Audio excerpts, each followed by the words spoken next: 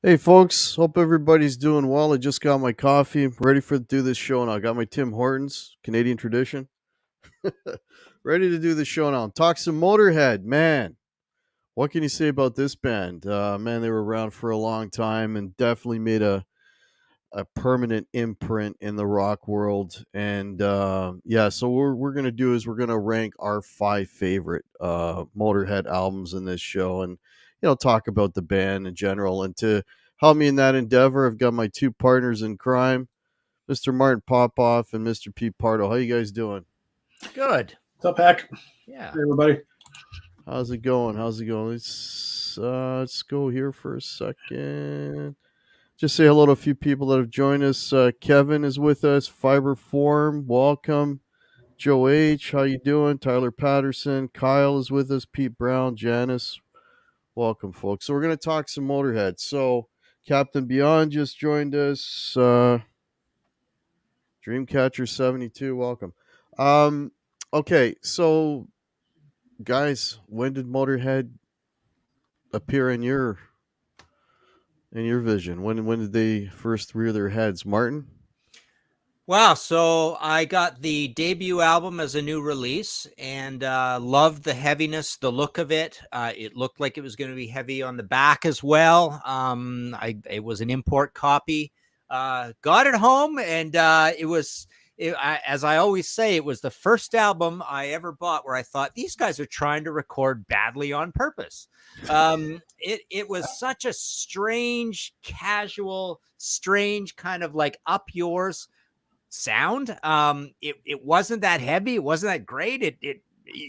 At 14, it felt like this was the Rolling Stones of heavy metal. Like you just want to pat them on the head and say, "Oh, nice job." I don't know what you're after here, but this is pretty skunky music you've got going on here. Bad drumming, bad singing, bad guitar. Heavy enough though. But yeah, didn't like the song Vibrator or Motorhead very much. Train kept it rolling, but the rest of it was all pretty heavy. So it was like a wary acceptance. It was the way we felt about Venom later. It's like, what are these guys like joking with us? What are they doing with this record? Right. It was so and for the longest time, it was just the only band that was like that is like these guys are really loaded making this record. They're just phoning this in. I don't know what's going on. I kind of like it, but it ain't my favorite band in the world. Right, right. What about you, Pete? Well, my first exposure to Motorhead was, I don't forget, it was February 4th, 1981 at the Mid-Hudson Civic Center in Poughkeepsie, New York. They opened up for Ozzy Osbourne's Blizzard of Oz with Randy Wow, Rhoads. And I nice. was, 15 years old in the eighth row. And they come out on stage, and we were like right in front of Lemmy, and there he is with the Rickenbacker bass and the microphone coming down, and the whole time and all you felt was this like wave of loudness and deafening sound, and you know, for a 15-year-old me, that was the most extreme thing I'd ever heard in my life. And they got done playing, and we were like, the fuck just happened to us there, right? It's just ridiculous.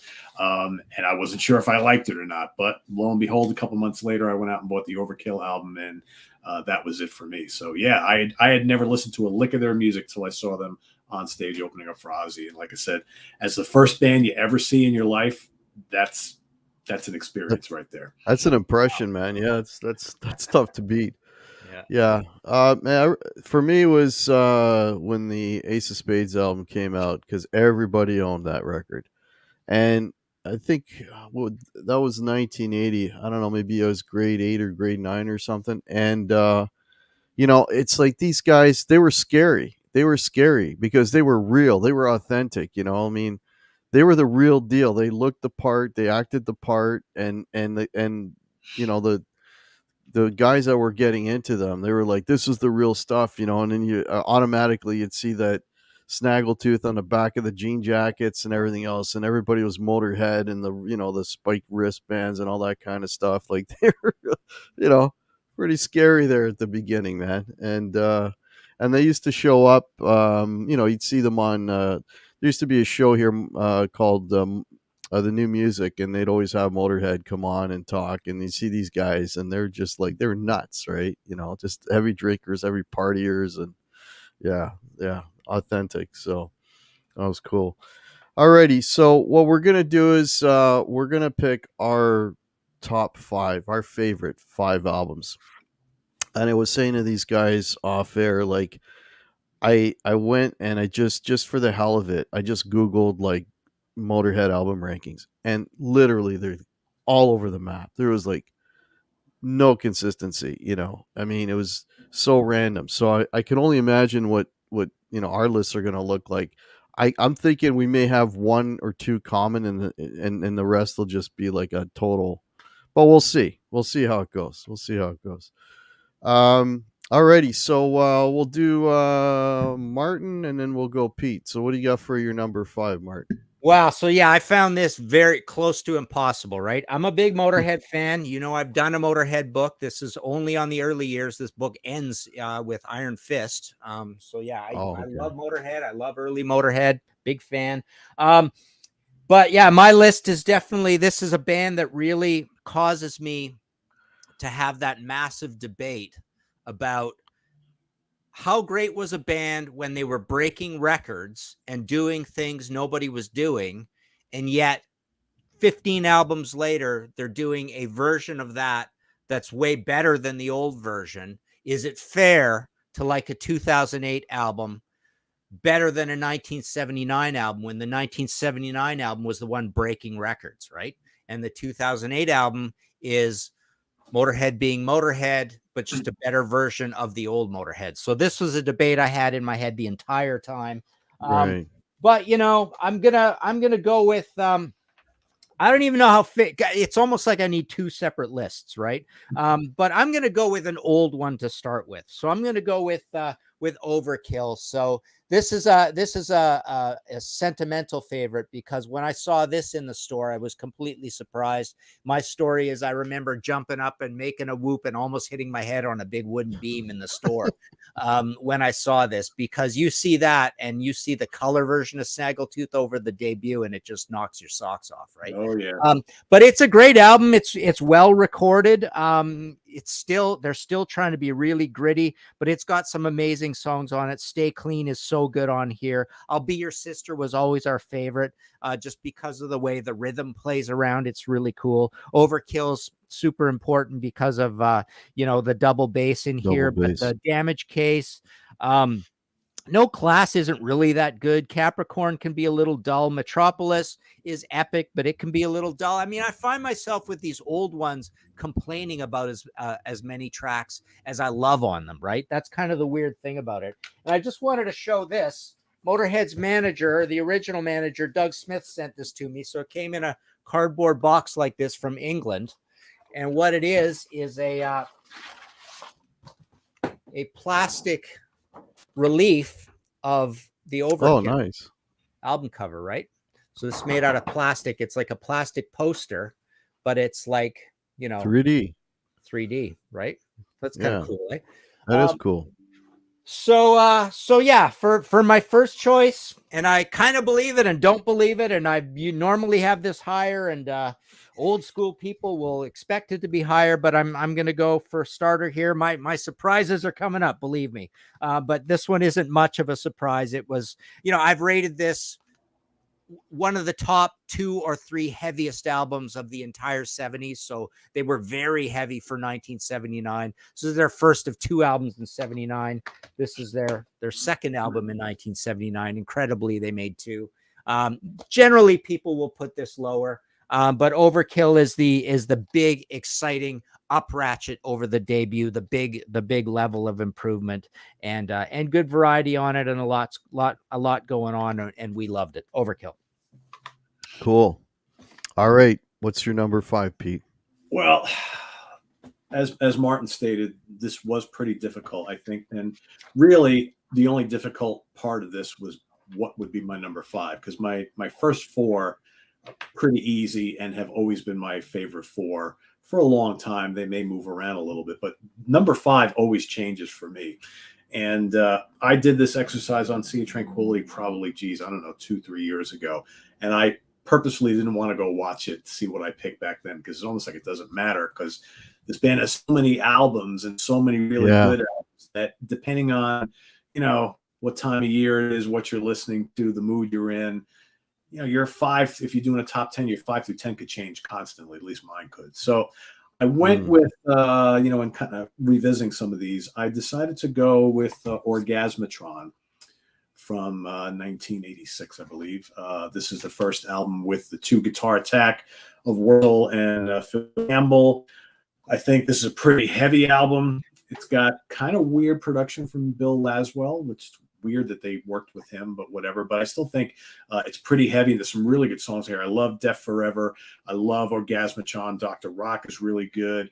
I think there's a griminess to this album, which I think they wanted to get back to after the album that came before it, which, spoiler alert, I'll be talking about in just a little bit. But I always like the album cover, and I think it just kind of shows a band focused once again. It's kind of weird hearing them with 2 guitars, but I think it really works, even though they didn't do it for too much longer after this. But yeah, I'm going to go with Orgasmatron as my number 5 for today. Pretty cool album. I've always really liked it. 5 maybe a little higher than I've ranked it before, but I'm kind of feeling it these days, so that's going to go with it. Yeah. Okay. So here's the first of the radically different. So for my number 5, I picked their pop album. I call it the NSYNC Motorhead. Clean shaven on the album cover. You know the one I'm talking about. There it is. Overnight Sensation, which is a funny title. I mean, when did this thing come out? 96? So yeah, Overnight Sensation. I mean, this record is just it's melodic Motorhead. I mean, you still have the heavy sort of in your face. I mean, it starts off with Civil War, great song, and then then you got Crazy Like a Fox, which is fantastic. The standout track for me though is I Don't Believe a Word, man. That song is so hooky, and it's got some really nice melody in the vocal, and then there's a part where, like, the B section where these heavy chords come in, and it's just that Lemmy can write a chord melody, man, because those chords are just so full of angst, and they're just dripping with emotion, and he's like belting over top because he goes into, like, the Lemmy tone on that bit, and that just like slays me. When you hear certain parts in songs or things that just kind of hit you like a ton of bricks, for whatever reason, that hits me hard. Like, I don't know why, but I'm listening to that, I'm like, oh my god, this is so good, right? And you don't expect it, that amount of melody, in a Motorhead song. And there's a lot of examples of that. I was just gonna find, because I'm bad with album titles here. Broken, another fantastic track. I mean, this album has just got a bunch of great melodies, some great hooks, and it gets a little bit weak at the end, but then picks up with, like, the last song on this, Listen to Your Heart. Like, that is a very melodic tune, and I don't know, maybe because it has all this melody, and which is different than a lot of, there's not that they have no melody in any of their other stuff, but there's such a concentration of it on this record. Maybe that's why I really like, it really appeals to me. It's kind of like a different side of Motorhead, if you will. And like I said, that song, I Don't Believe a Word, that song just absolutely slays me. So yeah, that's my number 5, Overnight Sensation. Alrighty. Nice. What do you got for number 4? Mark? Well, number 4, I went for Kiss of Death from 2006. Now, I went through this exercise and realized a couple of things. Basically, all of Motorhead's the back end of the catalog, the most recent ones before we sadly lost Lemmy, are well up into my favorites. But I also realized there was sort of this clutch area in the early 2000s up until the 2010s that's kind of my favorite. And I also realized that I lose confidence in the late 80s and the early 90s. Even Bastards kind of went down for me a little bit. Bastards is one everybody always likes to like, and it's really cool and all that. And it seems like a return, but it's not going to make my list this time. So yeah, your March or Die and your 1916, I'm not in that realm sort of thing. So Kiss of Death is 2006. Absolutely love it. The productions are all great at this point. The riffs are really cool. There's always kind of like excellent double bass sort of stuff going on. But this one, for a ballad, God Was Never on Your Side is my favorite Motorhead ballad. It's almost like a dark Roger Waters, Pink Floyd sort of thing. Living in the Past might be the best song they ever did. It's just so cool and heavy and heroic. And you can find songs like this across all these albums, right? Where you go, I don't know how you could say a song is better than this song in a Motorhead context, right? So I'll just pick that. But also Christine, a great kind of party metal and a great chorus on it, really cool. Sucker, to kick things off, fast, cool, tight one. Devil I Know, one of these mid-paced, chunky kind of tunes they do. So yeah, this I think is probably my favorite period of Motorhead. So yeah, great album cover as well. I'm going to go with Kiss of Death. Cool. Alrighty. What's your number 4, Pete? Well, my number 4, I just referenced before, is perhaps their most controversial album. And when it first came out, most people were like, what are these guys doing hiring a guy from Thin Lizzy to take over Fast Eddie Clarke's place? So it's Another Perfect Day. Yeah. Which, at the time, I remember so many people were like up in arms over this, like, oh, it's so melodic, it's so mellow. And then when they came around to tour, everybody was up in arms because Brian Robertson, had wore like sleeveless shirts and the headband, and he cut his hair, and like, oh, he just doesn't fit in at all. And I think so many people just wanted to hate this album just because it was a change from the classic lineup that everybody loves so much. But all these years later, this is really, really good. And quite frankly, to me, it doesn't sound any different than from any other classic Motorhead album. It's heavy, it's raucous. Yeah, maybe the guitar solos are a little longer and a little more melodic, but that's the kind of player that he was. But man, Lemmy's bass is just filthy on this album. It's heavy. It's just as ferocious as any of the earlier albums. And man, like Back at the Funny Farm just totally kills. What a great album opener. Tales of Glory is so good. Die You Bastard is so good. I Got Mine. I mean, just Dancing on Your Grave is so hooky. You mentioned the other album, Hack, that has some cool melodic stuff on here. On that album, I think there's some of that on here too as well. It's definitely a little more melodic than the albums that came before, but it's still just as heavy, just as ferocious. I love it. Yeah, the album cover's kind of shitty, but it's just kind of weird. But yeah, otherwise, I totally dig it. I was actually kind of upset when this lineup didn't last any longer because I was pretty much into this from the beginning, even though everybody wanted to hate it. But I saw the light very early on, and the light was quickly extinguished, unfortunately. There's a song on there that could have been on a Thin Lizzy record. There's a riff. It's definitely a Robbo riff, and it's man. Is Again, that I'm horrible Shine? at Maybe songs. that might be Shine. I don't know. Or There's the a lot of good beginning stuff of on I it. Got Mine, possibly. It's Yeah, a that could be. really catchy. It's a very hooky song, and it's just got this amazing riff. And It's a lot it's like of I'm good listening riffs on to this that. album. One Track Mind is another one, man. It just crushes. Actually, you might be Yeah. thinking of that riff in Dancing on Your Grave when it gets really melodic, right? Well, yeah, that could be too. Yeah. I don't know. Alrighty. Well, my number 4 is the complete opposite of melodic Motorhead. This is like I Want to Kill Your Grandmother Motorhead. Inferno was Inferno, good. man. Oh my That was one of my god. almost made it to number 5 picks. Oh, Really dude, good. what a crushing. The production is really good on it. Yeah. Oh, the production. So I read, did a little reading on this record and why is it's like so, and apparently it's the first time they worked with a producer named Cameron Webb, and he basically wanted to make them a heavier band, a heavier sounding band, and it works beautifully. I mean, right off the bat, you've got Terminal Show, Killers, and In the Name of Tragedy, like 3 heavy monster tracks right off the bat that just absolutely slay, right? And then you've got Life's a Bitch, which I guess was their single. That's a fun rock and roller. It's got a pretty cool video to go with it as well.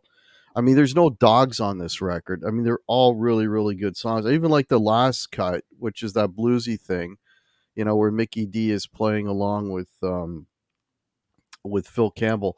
And man, that Phil Campbell, that guy, he can play, man. He's playing some really tasty acoustic blues on that. But it's a great heavy Motorhead record that just kind of right out of the gate just kind of beats you up in a best possible way. You know, that yeah, 2004 that one came out, and I understand that Mr. Cameron Webb hung around to do like a few more albums with these guys, because those albums, I mean, from that period with him, I think sound fantastic. You know, going back to what Martin was saying, like the first album was like intentionally crappy sounding. Like these albums sound really, really good, and it's hard to record a band like Motorhead. I mean, everything's on 10. I mean, it's hard to capture, and it can't be easy for these guys to get a decent sound on tape, but there you go. All righty. What do we got for number 3, Martin? Inferno. Totally agree. Good go. heavy album. Great production on it. You've got the double bass wall of sound thing going again too, where he does the half speed kind of thing, which is cool. And then Terminal Show like picks up. It's a real D beat sort of thing. In the Name of Tragedy, that double bass thing again, and then it turns into a cruise kind of situation, right? Suicide. Kind of one of the good mid-tempo ones. They just get such an atmosphere going, this version of the band. They're just it's a perfect mind meld between everything they're doing. Everything is like I say, it's almost like just a vastly improved version of the old Motorhead on this new Motorhead stuff. Fight, super fast one, heroic sort of sounding again. They just sound like heroes, right? I mean, everybody, like, you go to a Motorhead show and it's almost like a cult, right? It's just a way of life almost. So yeah, Whorehouse Blues. I mean, it does feel very different from the rest of it, because it is just a total acoustic little bit of a throwaway thing at the end. But yeah, Keys to the Kingdom. They do this thing sometimes on these albums where they've got kind of like a big stripper blues sort of beat, but they're super interesting with all the chord sequences and changes around that you just love it. And pre-choruses and choruses and breaks, everything sort of has that that British gritty sort of rainy melody to it that they put on it. But yeah, I'm gonna I'll go with Inferno 2004 again. It's in that thing that I basically discovered, that even though I like all these albums, there's just sort of a period in there that I like them best. So there you go. Yeah. All right. What's your number 3, Pete? For my number 3, let's go with album number 3, Bomber.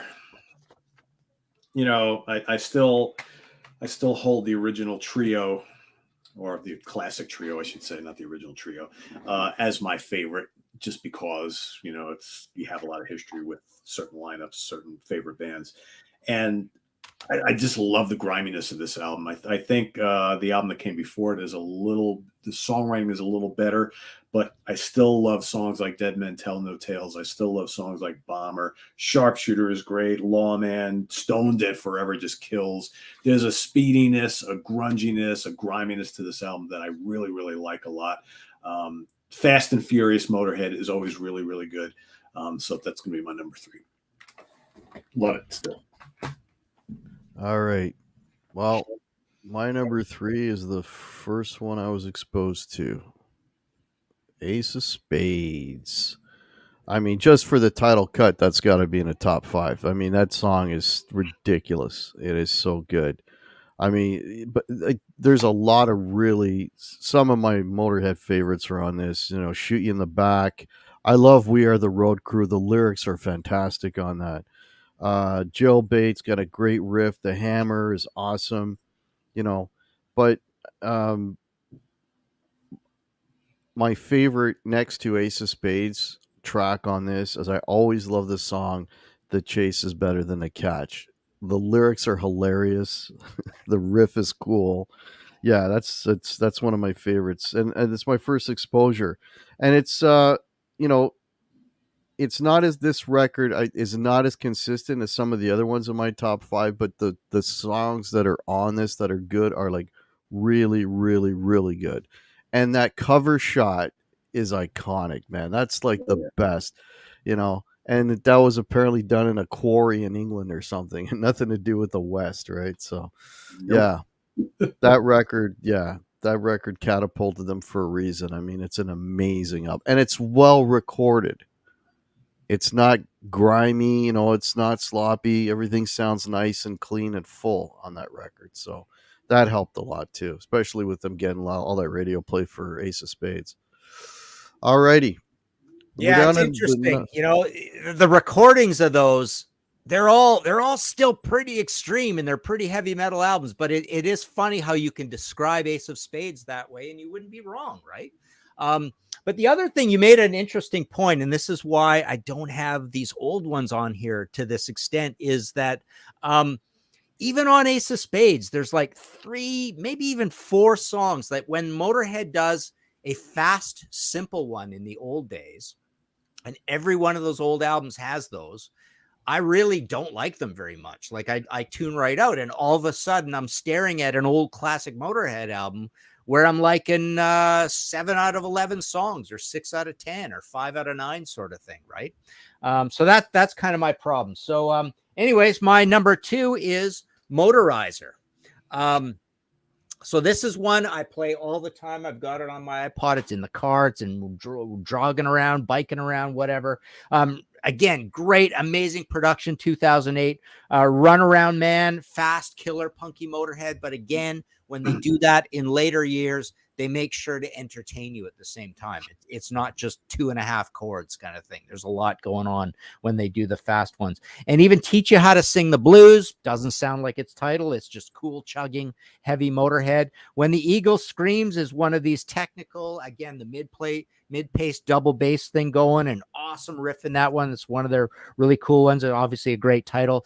Rock Out is too punky and D-beat. And again, that sounds a little bit too much like an old one.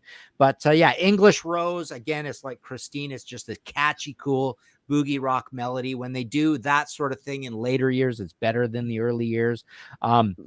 Heroes, this is not the cover of Heroes. This is their really cool, slow, sinister original. And then the Thousand Names of God at the end. Again, another cruising sort of, great riffs, killer drumming, always amazing grooves, getting the production just right, getting Lemmy in there with the stun bass just perfect. So yeah, this is one that I've always had a lot of time for, and I just keep going back to it. And when it gets on, I want to hear the next song, because everything they do is really thoughtful and interesting, right down to the fills at the ends of songs. So yeah, Motorizer, 2008. Alrighty. Number 2, Pete, what do you got? Well, number 2, I kind of agree a little bit with what Martin was saying about this album, but it's got some iconic songs for me, so that's why it always ranks really high, and that's Ace of Spades. A title track, for one. My favorite Motorhead song, maybe my number 2, but is We Are the Road Crew, which is amazing. Yeah! I absolutely love We Are the Road Crew, and I like it even more on No Sleep Till Hammersmith, but that's the story for another day. Love Me Like a Reptile is so great. Fast and Loose is so good. The Chase is better than the catch. Bite the Bullet. There's a couple tracks on here that are like, they're good, but they're not like top shelf. But man, when you have like 5 or 6 absolute bangers, iconic Motorhead songs, it's hard not to put this up pretty high. I love the production of it. I love the guitar tones from Fast Eddie. I especially love how prominent Lemmy is in the mix. I mean, that, I always love the Rickenbacker bass tone from Geddy Lee to Chris Squire, all those guys who used it. Man, it just cuts right through the mix really well. I love a prominent bass like that. And yeah. And the cover, like you said, is just absolutely iconic. So yeah, it's number 2 by default, I think. Yeah, I totally get it. So my number 2 is, I get to some, is going to be pretty contrarian, because a lot of people bitch and moan about this record, and honestly, I don't get it. Yeah. I love Iron Fist, man. Yeah, I mean, yeah. It's like, oh, the songs were rushed and they were all up pissed off, and they left, poor Eddie to mix it and blah, blah, blah. Damn it. It sounds great. I think the mix is great. I think the songs are great. I love this freaking record. Some of Motorhead's best tracks are on this. I mean, the title cut is amazing. Heart of Stone, absolutely killer. Go to Hell, awesome riff. Loser, phenomenal. It's a melodic tune, but heavy at the same time. America, that's a great riff too. Another great song. Bang the Rights is another cool one. I mean, there's no dogs on this record. This record for me has no dogs. It's aggressive, and there's enough cool riffs and melody to keep you rocking right to the end of it. It's just a great example for me, a great example of classic Motorhead, absolutely firing on all cylinders, and I do not get the criticism at all because this record. I mean, it's not my number two. I love this record. It's a killer album. Yeah, I dig it a lot too. Yeah, I'm close to Ace of Spades on that one, and again for the same reasons. It's like the 3 or 4 songs I love on it. I mean, actually, the 3 or 4 songs I love on Iron Fist are probably I like them more than any of those first 5 or 6. But it does have it also has some of those fast punky ones on it, right? Yeah, it does. Okay, so my number 1, I'm going with 2010's "The World Is Yours." So this is third from the end. Cameron Webb again. Beautiful, beautiful production, super heavy. Phil Campbell again, just one of the unsung riff writers of all time. Born to Lose with that double bass again. Anytime he does that, it's just. For that matter, I'll take the way Motorhead incorporates that over the way Scott Travis incorporates it into Priest any day sort of thing, because they're often coming out of it and going into sort of a cruise. They got modulation in a lot of these riffs as well. I Know How to Die, quick, catchy, simple one again. But when they're simple again, the chords are in that. For a boogie sort of rocker, you got rock and roll music on here. Devil in My Head is another marauding mid-pace sort of riff from them. Waiting for the Snake, slow, heavy, bluesy intro. But then it's fast paced. It picks up again, one of their better riffs of all time. Brotherhood of Man is like Orgasmatron Part 2. It's like the same kind of thing. His voice is really gruff on this album, but he hasn't started to sort of lose it yet to illness. I think you start hearing that on Aftershock, and then you definitely hear it on Bad Magic. Yeah. But the guys rally around him, and they keep making, those albums are still really super high quality Motorhead writing. On this list, I almost had Hammered show up on this list as well, but Outlaw on here. That's the one where he's kind of singing over the drums. Really kind of cool there what they do. And the drums are just recorded so powerfully, like great bass drum. The cymbals, you got great treble out of what Cameron Webb does as well. And Bye Bye Bitch Bye Bye, like that's basically like sort of almost like a Status Quo crossed with Sex Pistols sort of thing. It's a little bit different for them. Even the chords, like the recording of the guitars is a little bit sweeter as well, which is kind of odd. So yeah, that's the one I probably play the most. And again, here we are, we're like, discounting the old stuff. And there is a little bit of I'm sick of all the old stuff, but like Lemmy used to always say when you talk to him, like the old stuff sounds a little ropey compared to what we're doing now. And that's the perfect term for it. I know I've said that many times, but it absolutely makes sense to me.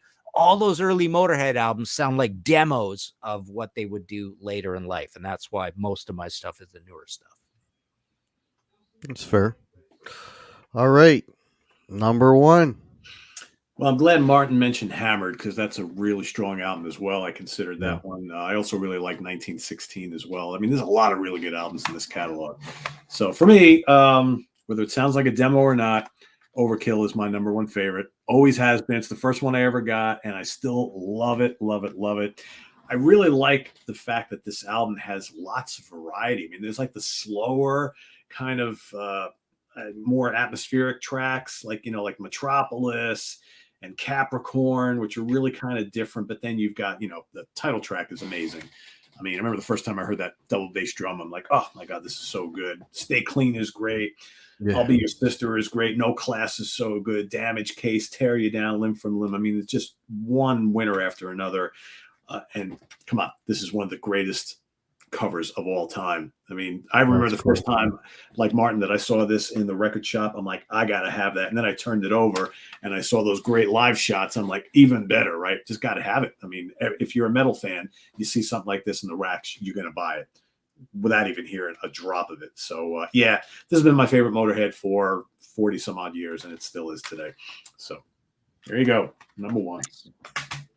All right. Well, I think we got a consensus for number 1. Yeah, I mean, top to bottom, the best of the classic lineup for sure. Filthy Animal Taylor, Fast Eddie Clark, Lemmy. That this is like their crowning achievement. This record, I mean, it just hits you over the head immediately, like with the Overkill, and then you got that Stay Clean. It just that riff is so infectious. I won't pay your price starts off like a blues standard riff and then just explodes into like a fantastic song. I'll Be Your Sister, great driving riff. No Class slash Tush ZZ Top, but their version of it. But still a great song. Damage Case. Damage Oh Case. my god. Da dun da dun da dun.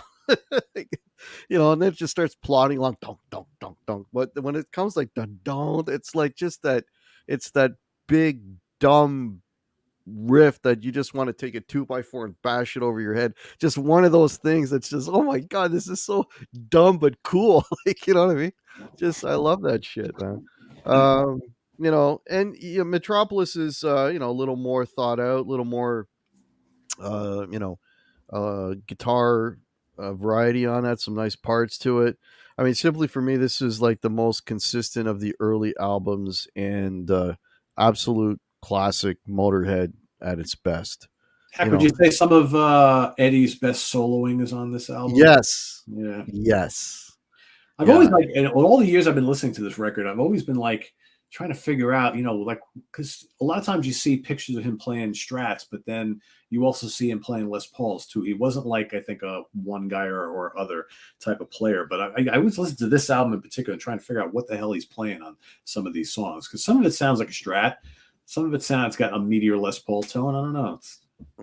yeah. I hear mainly Strat with him. Yeah. That's what I mainly hear. Yeah, but what I was gonna say with you're talking about is soloing. Like the record for me that almost snuck in was the debut because there's songs on there that I absolutely love. Hmm. But if you listen to his soloing on that debut compared to his soloing on something like Overkill, like Yeah. it's just miles apart. Yeah. Miles apart, like he really, found his own. And even Ace of Spades too. Great playing on that. Like, yeah. But you know what though, I'm gonna say this and it's blasphemy, but I think Phil Campbell, he's on another level. Better player, technically. Yeah, you might be Oh right. yeah. Yeah. Yeah, hands down. Yeah, and his riffs and their music got a little more complicated and there's more parts to it and a little more uh, chordally and structurally and arrangements, so this He the was later stuff. arguably better produced, I think, overall. Also, Well, there's that too. yeah. There's that too, but Well, I think for me, my favorite Fast Eddie playing in general is on that first Fastway album. oh yeah, well, yeah, I mean, you Hands listen down. to that and you listen to the first Motorhead again, that's even further apart, Yeah. right? Yeah. Yeah. Yeah. It's So funny there when you you go. think of the whole catalog. I mean, it's really there seems to be a pretty big consensus out there on March or Die being the worst. The first one, people will generally rank that pretty low. 1916, I think that just by being close to March or Die, and I don't think it's that great, but I've seen people rank 1916 pretty high as Yeah, well. I And then have no rock love and for that roll. record. So I've that seen it whole ranked high. 87, 91, 92 period.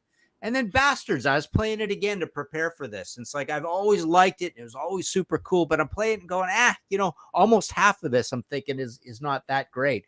And then the later ones, it's like you don't know. I mean, I would like to see if you took a huge poll, if there was a consensus on whether any of these would come in lower than other ones, or it would be a complete mix. I mean, what do people think of Sacrifice or Bad Magic, the last one? I think I have seen some complaints about Bad Magic, but yeah, you're right. I can understand why when you went and did your research, Hack, that it was all over the place, because there's Oh, only a couple in that entire catalog. There's only like 2 to 3 albums that sensibly you would rank lower than the other ones, right? Yeah. like if I was to suggest to somebody, you know, which early and later Motorhead records to listen to, I'd say Inferno for the more recent and Overkill or Ace of Spades, one of those two for the earlier.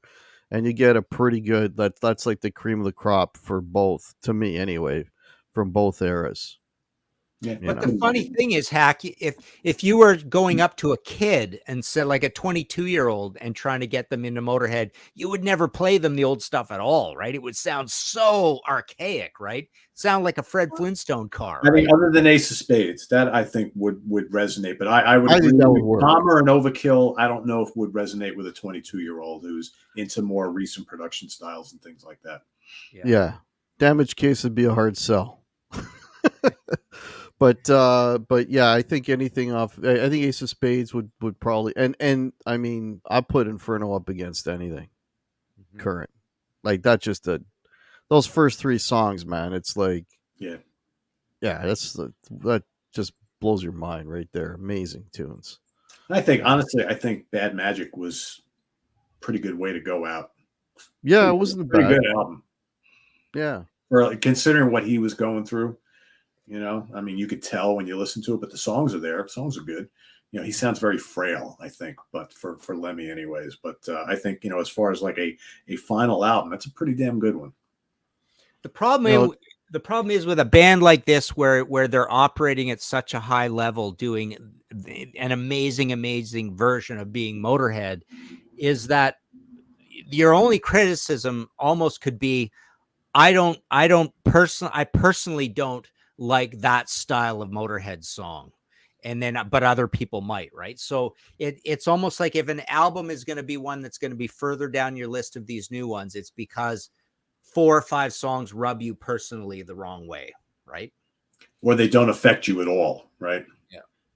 Yeah. the one thing too, like later on, I find not so much on the early records, but on the later records, maybe because of Mickey D, but I found they had a lot, like they grooved a little bit more later on than what they did earlier on. You know what I mean?